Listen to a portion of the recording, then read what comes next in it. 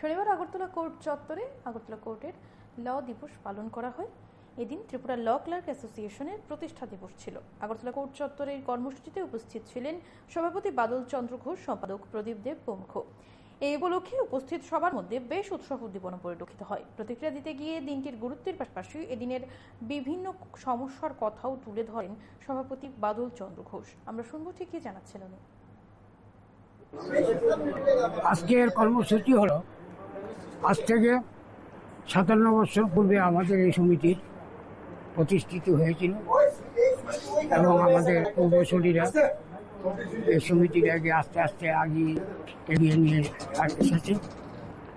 বর্তমানে আমাদের সমিতির সদস্য সংখ্যা প্রায় 400, কিন্তু আজও আমরা সমিতিতে সবাই একত্রিত বসে কাজকর্ম করতে পারছি না। আমাদের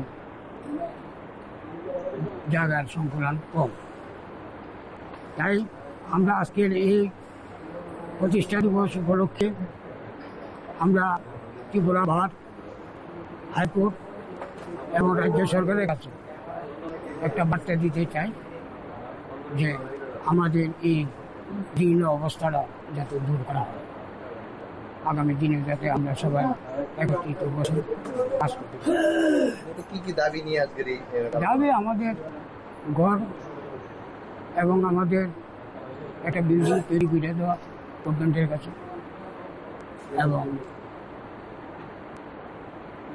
এটাই আমাদের মূল দাবি।